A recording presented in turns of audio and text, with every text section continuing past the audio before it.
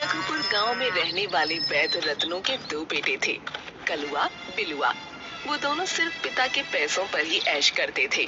रत्नों के बारे में मशहूर था कि वो पशु पक्षियों से बातें कर सकता है। एक बार गांव के मंगलू का गधा खो गया।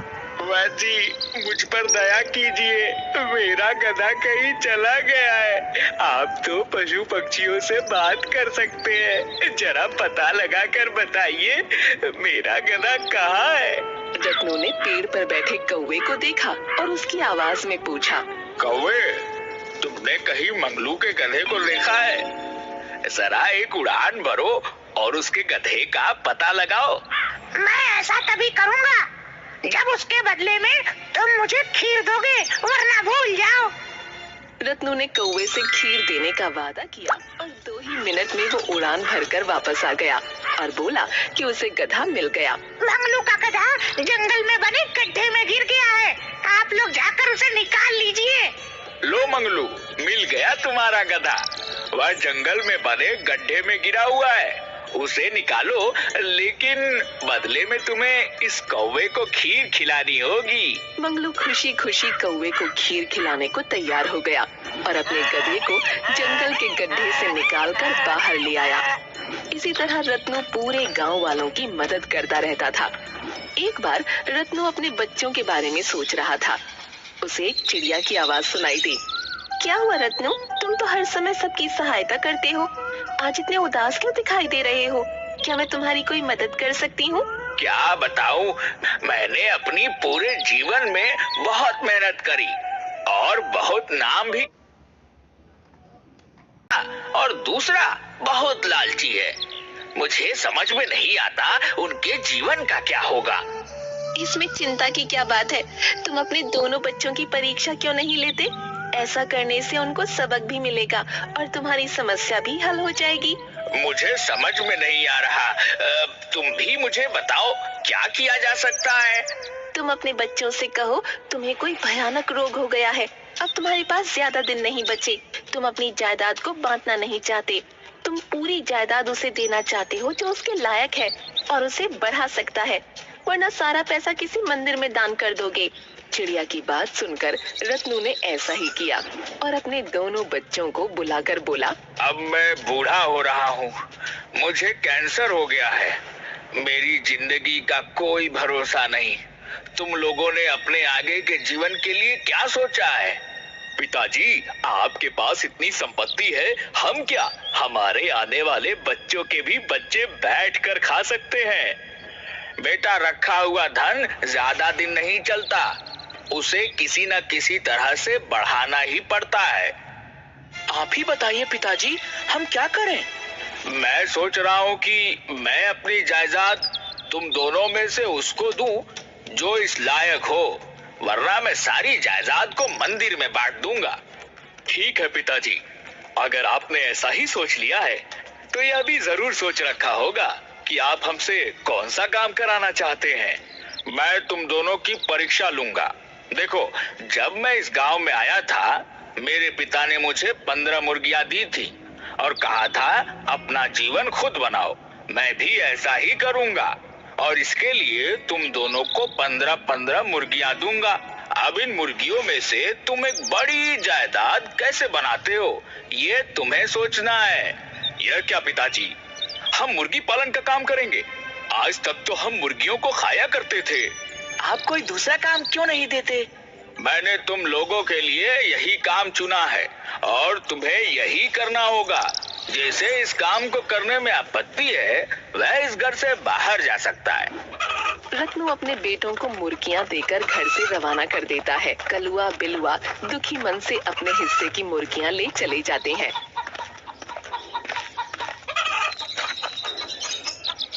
हे भगवान, किसने सोचा था कि हमें अपना सारा जीवन मुर्गियों की सेवा में ही लगाना है। बड़ी भूख लगी है, सबसे पहले इनमें से एक मुर्गी को बनाकर खा लेता हूँ, आगे का देखा जाएगा। कलुआ एक मुर्गी को पकाकर खाना खाकर सो जाता है, लेकिन अपनी मुर्गियों को दाना देना भूल जाता है और उसकी मुर्गियां पूरी रात भूखी रहती हैं। अगली सुबह कलुआ देर तक सोता है। कलुआ, उठ जा, तेरी मुर्गियों ने शोर मचाकर मेरे कान खराब कर दिए हैं। तू उन्हें कुछ दाना पानी दे दे। ठीक है भाई, देता हूँ दाना। तुम मेरी मुर्गियों की तरफ ध्यान ना दो, अपना काम करो। पूरी रात भूखे होने की वजह से मुर्गियां बहुत जल्दी जल्दी दाना खाने लगती हैं। ये देखकर कलुआ बड़बड़ करता है। हे भगवान, कितने जन्मों की भूखी है। अगर ये इस तरह से दाना खाएंगी तो पूरे महीने का दाना एक ही हफ्ते में खत्म हो जाएगा। लेकिन अगर इन्हें खाकर इनकी संख्या कम कर दूं तो दाना भी कम देना पड़ेगा। दूसरी तरफ जायदाद के लालच में बिलुआ अपनी मुर्गियों को समय समय पर दाना पानी देता है। जल्दी ही मुर्गियां रोज अंडे देना शुरू कर देती हैं। लेकिन लालची कलुआ को जब भूख लगती है वो मुर्गी को पकाकर खा लेता। धीरे धीरे करके उसके पास सिर्फ एक मुर्गी बची थी। बिलुआ रोज मुर्गियों के अंडे बेचकर पैसे कमाने लगता है। कलुआ कुछ भी समझ नहीं पा रहा था कि वो क्या करे। वो बार बार बची हुई एक मुर्गी के पास जाकर देखता है कि उसने अंडा दिया या नहीं। लेकिन बेचारी भूखी प्यासी मुर्गी अंडा नहीं देती। मुझे लगता है कि पिताजी ने मुझे खराब मुर्गी दी है, तभी यह अंडे नहीं देती हैं। आज रात को मैं बाजी पलट दूंगा। मैं अपनी मुर्गी बिलुआ की मुर्गी से बदल दूंगा। अपने आप ही दूध का दूध और पानी का पानी हो जाएगा। रात को सबके सोने के बाद वो बिलुआ की एक मुर्गी निकालता है और अपनी मुर्गी उसके जाल में रख देता है। और फिर वो खुशी खुशी सोने चला जाता है और अपने आप से कहता है, ये हो गया जादू। सुबह ये मुर्गी अंडे देगी, मैं उन्हें संभाल कर रखूंगा। धीरे धीरे अंडों में से बच्चे निकलेंगे। 1 से 2, 2 से 3 करते करते मेरे पास 100 मुर्गियां हो जाएंगी। और फिर पिताजी को पता चल जाएगा कि जायदाद मेरे को ही देनी चाहिए। सुबह उठने पर कलुआ देखता है कि मुर्गी ने एक अंडा दिया है। अंडे को देखते ही उसे लालच आने लगता है। ऐसा करता हूँ, इस अंडे का ऑमलेट बनाकर सबसे पहले मैं ही खा लेता हूँ। जब मुर्गी कल अंडा देगी तो उसे बचा कर रख लूंगा, क्या फर्क पड़ता है। कलुआ फटाफट अंडे का एक बढ़िया ऑमलेट तैयार करता है। उसकी खुशबू चारों तरफ फैलने लगती है। ऑमलेट की इतनी अच्छी खुशबू आ रही है, जल्दी से हाथ धोकर आता हूँ, फिर जी भर के खाऊंगा।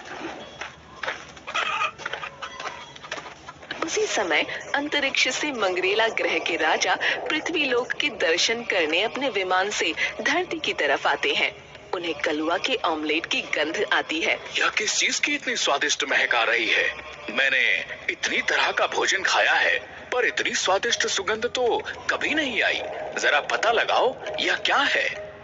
सैनिक विमान से नीचे देखते हैं तो उन्हें कलुआ के घर के आंगन में चूल्हे पर रखा हुआ ऑमलेट दिखता है।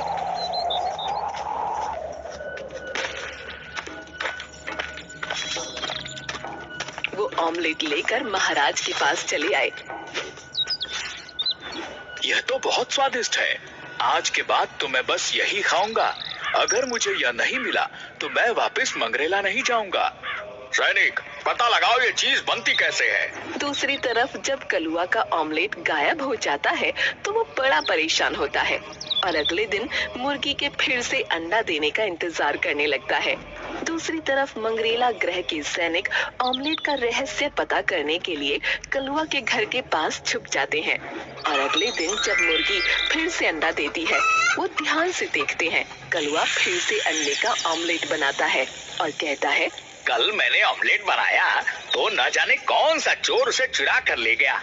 आज तो मैं पहले ऑमलेट खाऊंगा, उसके बाद कोई काम करूंगा। कलुआ ऑमलेट खाने ही जा रहा होता है कि उसकी मुर्गी फिर जोर जोर से चिल्लाने लगती है। कलुआ ऑमलेट रखकर फिर मुर्गी को देखने अंदर जाता है। इतनी देर में मंगरेला ग्रह के सैनिक उसका ऑमलेट लेकर बारात के पास चले जाते हैं और फिर अपने महाराज के पास जाकर बताते हैं, महाराज, कुकड़ू को बोलने वाले चलते फिरते यंत्र से यह सफेद गोले निकलते हैं जिनसे यह पकवान बनाया जाता है।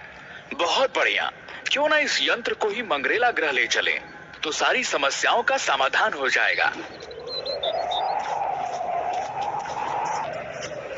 ऑमलेट के साथ मुर्गी को भी गायब देख कलुआ सोचता है कि उसके भाई बिलुआ ने उसे धोखा दिया है और उसकी मुर्गी चुरा ली है। दोनों की बहुत लड़ाई होती है। दूसरी तरफ मंगरेला ग्रह के सैनिक मुर्गी को महाराज के सामने रखते हैं।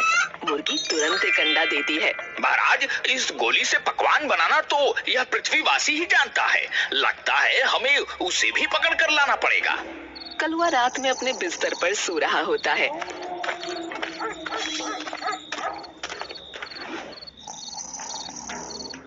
कि मंगरेला के सैनिक उसे अपने विमान पर बैठा कर ले जाते हैं।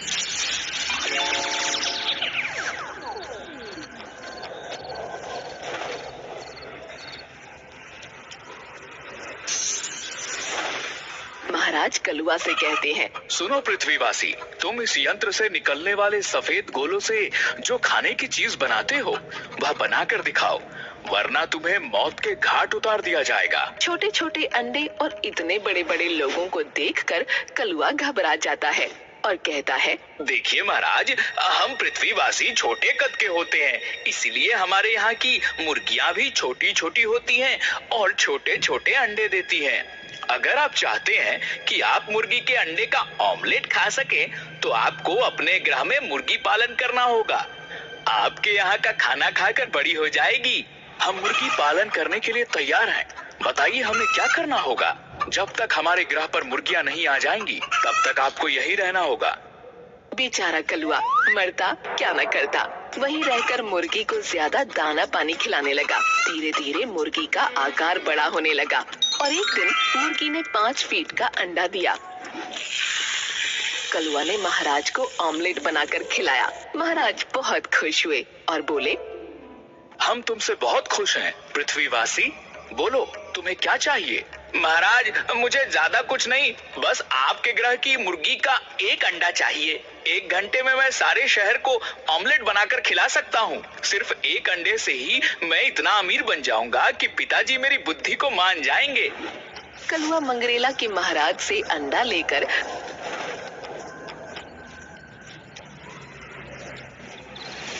अपने तहखाने में छुपा देता है। कुछ दिन बाद उसमें से मुर्गी निकलती है। कलुआ मुर्गी का बहुत ध्यान रखता है। धीरे धीरे मुर्गी बड़ी होने लगती है और 12 फीट की हो जाती है। एक दिन मुर्गी 5 फीट का अंडा देती है। कलुआ उस अंडे का एक बड़ा सा ऑमलेट बनाता है और गांव के जमींदार को वो ऑमलेट खिलाने के लिए आमंत्रित करता है। जमींदार ने जब इतना बड़ा और स्वादिष्ट ऑमलेट खाया तो बोला, जिस मुर्गी के अंडे का यह ऑमलेट है, वह मुर्गी खुद कितनी ज्यादा स्वादिष्ट होगी। मैं वह मुर्गी खाना चाहता हूँ। सर, मैं ऐसा नहीं कर सकता। वह मुर्गी मेरी आमदनी का एकमात्र जरिया है। जमींदार ने सोचा, मैं इतना बड़ा आदमी हूँ और इस मुर्गी वाले की इतनी हिम्मत कि मुझे मना करे। चाहे जो कुछ हो जाए, मैं तुम्हें उस मुर्गी के बदले 100 मुर्गियाँ दूंगा, लेकिन मुझे उस मुर्गी का मांस खाना है। जमींदार ने अपने आदमियों से कहा कि वो रातों रात जाकर कलुआ की मुर्गी चुरा लाएं।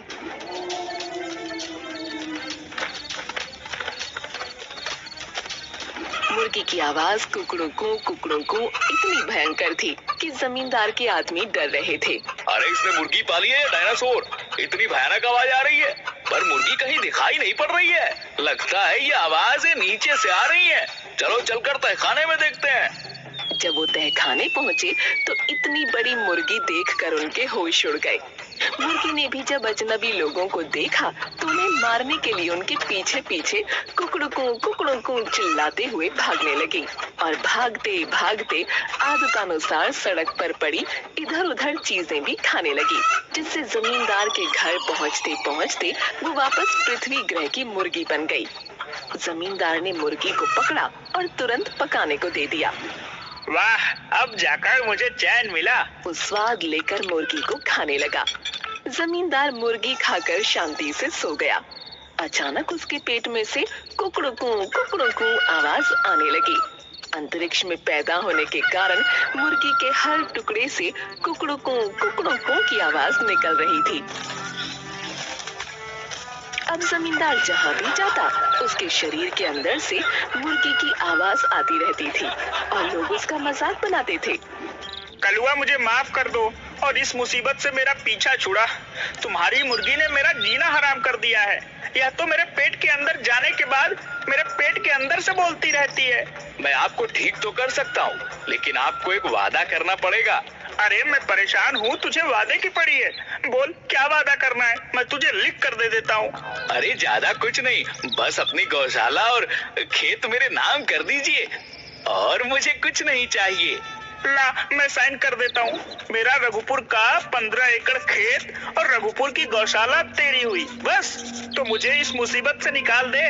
लेकिन अगर आपने ठीक होने के बाद यह सब मुझसे वापस ले लिया तो मैं क्या करूँगा? अरे कलुआ बेटा, मुझ पर विश्वास कर, मेरी जान पर बनी हुई है। मेरे पास इसके अलावा भी बहुत संपत्ति है। मैं रघुपुर की संपत्ति की तरफ आंख उठाकर भी नहीं देखूंगा। यह सब तेरी हुई। तू कहे तो तुझे यहाँ का जमींदार बना दूं।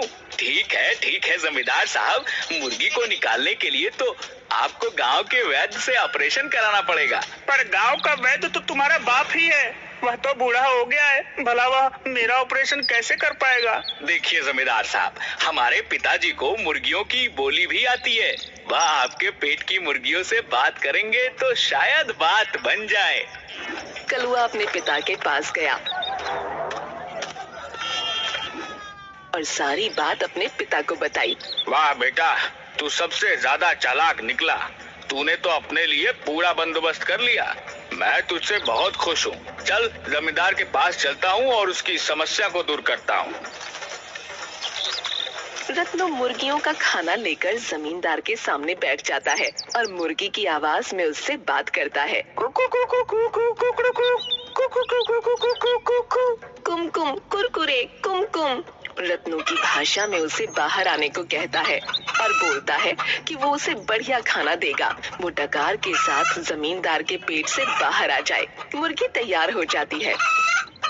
रत्नो जमींदार को एक काढ़ा पिलाता है।